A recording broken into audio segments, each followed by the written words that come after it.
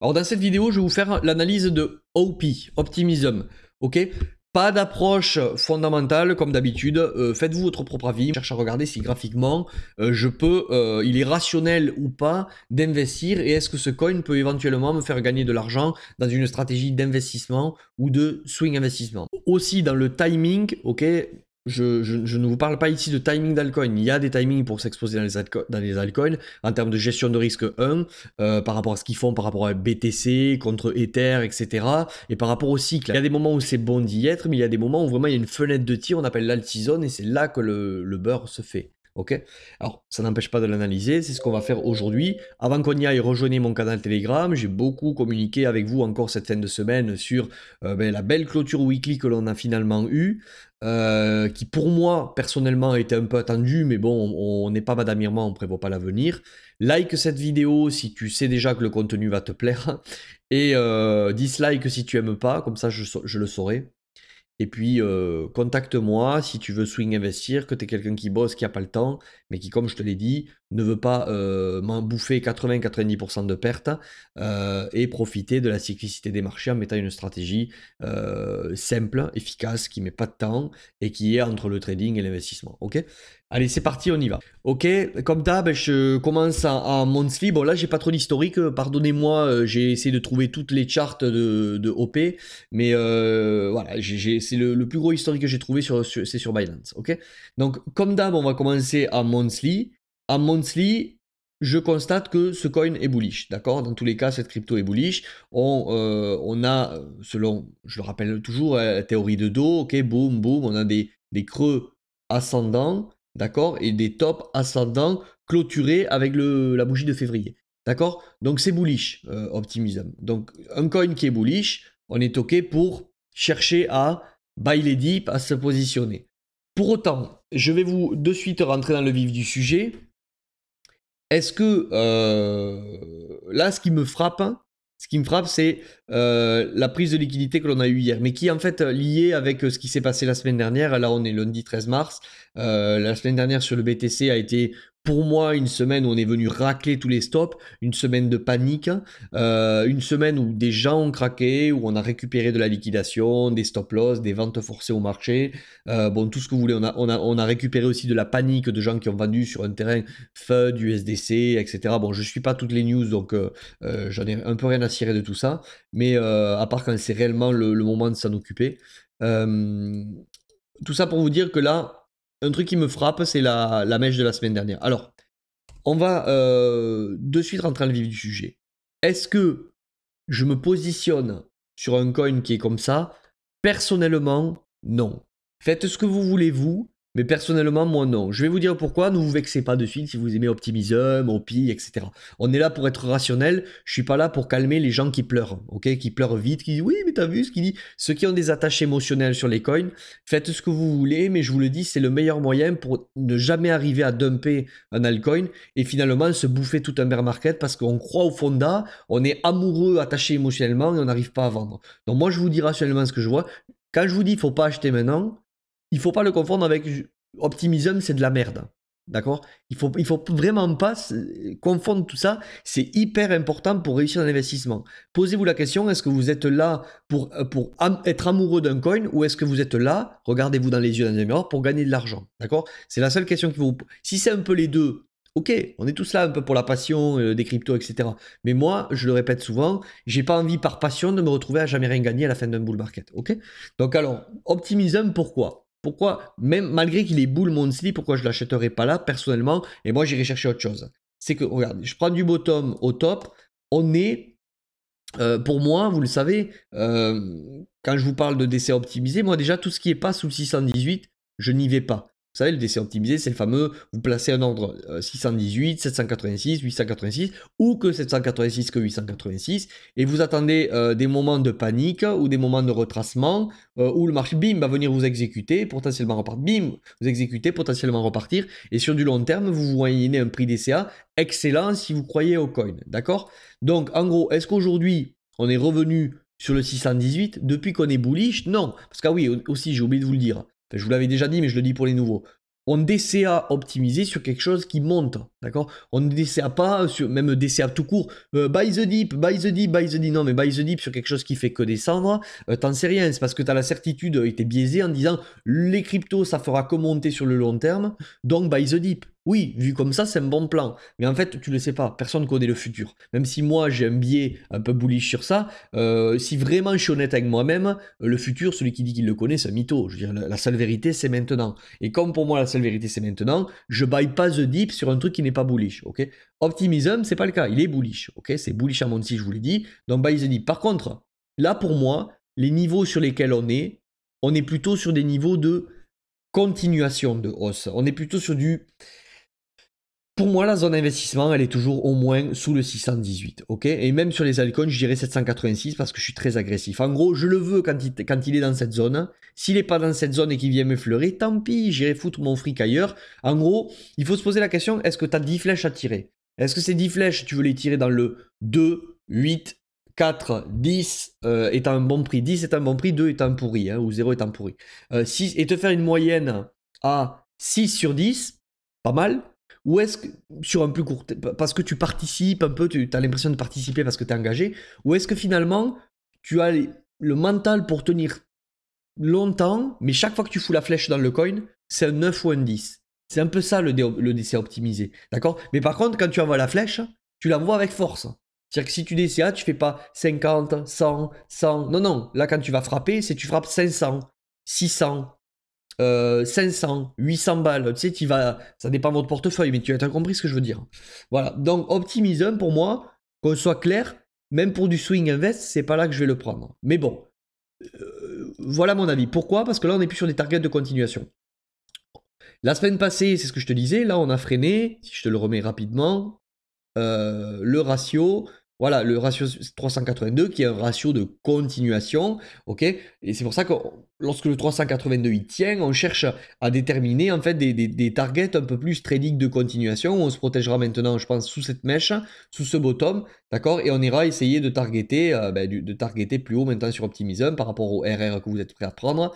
Mais là, je pense que voilà, là c'est la mèche qui a liquidé tout le monde. On le voit ce qui s'est passé ici. On est en train d'accumuler certainement depuis un petit moment des acheteurs sur Optimism. Voilà, hop, je te le montre ici. Ce bottom, voilà, était protégé, ok. Ce bottom était protégé. Ce bottom, boum, était protégé. Donc là, on avait des traders qui étaient en train certainement de se positionner long, hein, ou d'acheter Optimism. Ça dépend, les traders sur les contrats dérivés, les acheteurs spot. Le fait est que là, tu vois, cette mèche, blam, elle est venue racler tout ça. On est venu clôturer finalement ni vu ni connu dans la consolidation. Donc potentiellement, pour moi, la suite sur Optimism, c'est de la continuation maintenant. Voilà. C'est paradoxal, puisque je dis que moi, j'investirai pas ici, je rentrerai pas. Oui, parce que là, pour moi, c'est plus du trading de continuation et il faut être prêt à ce que des zones maintenant plus bas soient visitées, mais plus tard. D'accord? Ok? Et si... parce qu'à tout moment, on ne connaît pas l'avenir, si tu veux. On n'est pas en train de se dire, là c'est un bon prix, je le sens, j'achète. On est en train de se dire, là en termes de RR, c'est bon pour du trading de continuation. Mais pour de l'investissement, comme il y a des zones ici où on peut, je vais te les identifier tout à l'heure, où on peut revenir, comme on peut revenir à tout moment, pas on va, on peut, je n'y vais pas. C'est comme ça qu'on gère un risque, d'accord? Et si futur ATH, parce que ça continue, eh bien, on tirera potentiellement notre Fibonacci, d'accord? Et on dira maintenant, hop, je vais essayer de prendre un exemple exprès. Maintenant, le 618 est ici, d'accord? Donc les prix à l'instant T que je te disais qui n'étaient pas bons aujourd'hui seront bons demain. Mais pourquoi? Parce que demain, ces prix arriveront potentiellement après une bulle 1, 2, 3, 4, 5 et retracement de bear market, ok? Et là, potentiellement, ce sera des bottoms. Je ne sais pas si tu vois, potentiellement, ce seront des bottoms. Ça veut dire que ces prix aujourd'hui, on sait que ce n'est pas des bottoms. Mais ces prix demain, potentiellement, ils auront plus de chances d'être des bottoms. Parce qu'on aura eu un marché qui aura bullé et retracé. D'accord? Et là, en termes de chance que ce soit un bottom, ça sera accentué. Donc le RR est bon. Donc en termes d'investisseur, je me positionne. Mais s'il faut sur Optimism, demain tu le sais pas, c'est hop et boum, crac. Pourquoi? Parce qu'il y aura une grosse mauvaise news sur Bitcoin, etc. Et qui fait que le marché dump et là tu auras tes ordres. Ok, j'espère que j'ai fait un gros point sur Optimism au début sur ça. C'est hyper important à comprendre. On continue. Alors, Malgré le fait que c'est bullish et que je vous dis que moi je ne prendrai pas des ordres ici, je vais te dire où est-ce que moi sur Optimism éventuellement. Est-ce qu'il y a déjà des equal low, des equal high, des pièges? Non, le seul truc que je vois, c'est que là avec cette mèche, comme je vous ai dit, on est venu racler, boum, tous ces bottoms, cette trendline, on est venu la liquider. D'accord? Maintenant, on a clôturé dans le range. Ce qu'on attendra de voir pour que moi, Optimism ce soit bull, c'est qu'en weekly, on vient de clôturer au-dessus de cette bougie précédente. Hop, je vais te la mettre un peu mieux.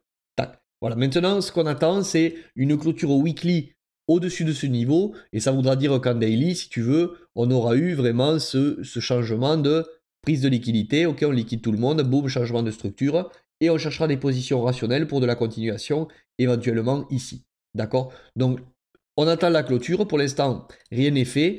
Un ordre rationnel, si on vient clôturer au-dessus pour de la continuation, ce sera les 2,589. Ok? Un autre ordre, là, si quelqu'un veut être un peu plus early, mais moi je ne le ferai pas, parce que pour moi j'attendrai vraiment quand même ce changement de structure maintenant ici, c'est ici. Ok, tu vois, en daily, on a ravalé la bougie précédente. Donc c'est peut-être les prémices du move. On le verrait peut-être mieux en H4 encore, mais on va pas exagérer. Mais tu vois, ça y est, boum, en H4, on a changé la structure, boum, H4. Donc on est peut-être au début d'un move H4 haussier, qui va devenir ensuite un move H4 daily, qui deviendra un move H4, un move haussier daily, et qui deviendra un move haussier weekly, ok?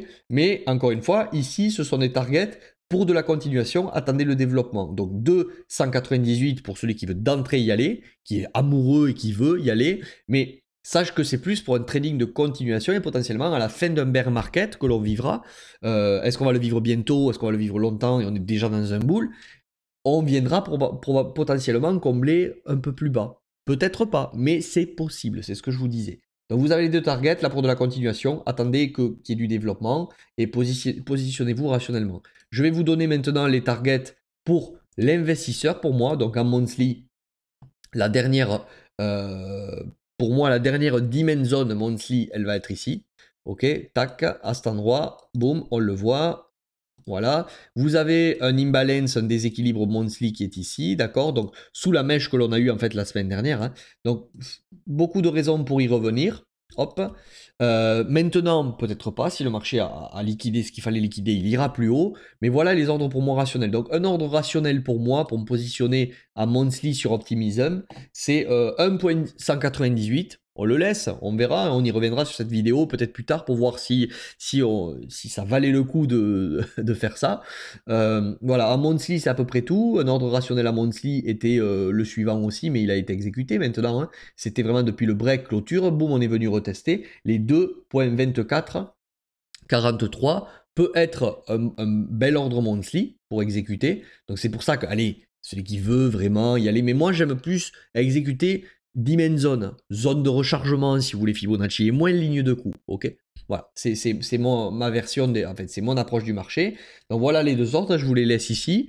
Un ordre en weekly qui était intéressant, allez, c'était celui-ci, hein, on avait, tac, on le voit ici, tac, on avait de l'imbalance entre ce point et ce point, on y est revenu, boum, c'est là comme par hasard qu'on a méché. Hein. On est venu liquider tout le monde, on a exécuté ici. Les 1.889, ok, ou les 1.889. Maintenant, un peu plus bas, en weekly, un ordre qui est sympa, c'est ici, ok, ça serait les 1.419, je pense. Vous avez aussi de l'imbalance là à 1.279 à cet endroit. C'est pas impossible qu'on revienne encore liquider. S'il y a trop de certitude ici, on peut y revenir la semaine prochaine. Ne vous enflammez pas trop vite. Soyez sélectif dans ce que vous prenez. On a le temps de gagner du pognon dans ce marché. La patience, c'est le maître mot, d'accord? Pour vraiment. Est-ce que tu veux tirer ta flèche dans le 10 à chaque fois que tu la tires? Ou est-ce que tu veux tirer un peu des flèches partout pour dire j'y suis? Ah, ça y est, j'ai comblé mon manque du fait que j'y suis pas. J'ai comblé mon excitation. J'y suis dans Optimism. Ça y est, j'ai mis ma thune. Voilà. Soyez pas dans cette démarche. Voilà. Moi, je vous le dis, soyez pas dans cette démarche. Faites ce que vous voulez. La dernière demand zone, allez, dans la demand zone weekly, monthly, pardon, elle est ici. C'est la demand zone weekly. Tu vois, je te la trace. Hop. Hop, voilà, donc les 0.964 est un excellent ordre en termes de RR, ok? Voilà, donc pour moi, qu'on résume sur Optimism, on peut maintenant la partir dans une euphorie, si on a une continuation de Bitcoin vers les 40, 45 000, on peut, si vous voulez, boum, là c'est parti, on y va, on y va, on y va. Mais si un jour bear market, boum, boum, boum, boum, on peut venir remourir en bear market ici. Voilà. Ah ouais, mais ça veut dire qu'entre tout ce temps, je pourrais pas être dans l'optimisme. Oui, peut-être. Mais est-ce que tu es prêt, là, si tu joues un move de continuation, à savoir encadrer un risque pour ne pas holder toute une baisse et une fois que tu n'auras pas su prendre des profits sur la montée, te dire, bah voilà, maintenant je suis quasiment revenu à mon prix d'équilibre, j'ai connu une hausse, j'ai pas pris de profit, bon, mais maintenant je hold. Bon, mais le meilleur moyen de faire ça, c'est de holder jusqu'à la fin d'un bear market. Et finalement, ton problème, c'est juste que tu n'as pas été patient parce que tu es investisseur, pas trader, et il fallait investir plutôt dans ces zones ici. Voilà, j'espère que cette vidéo vous aura plu sur OP Optimism. Je ne vous ai pas donné de target de vente, parce qu'au final, on est maintenant en découverte de prix. C'est à vous de voir, d'arbitrer votre risque sur la montée, utilisez peut-être les extensions de Fibonacci, faites ce que vous voulez. J'espère que cette vidéo vous aura plu sur Optimism. Dites-moi en commentaire si vous préférez quand je fais mono altcoin ou quand je vous fais 4 altcoins sur une seule vidéo.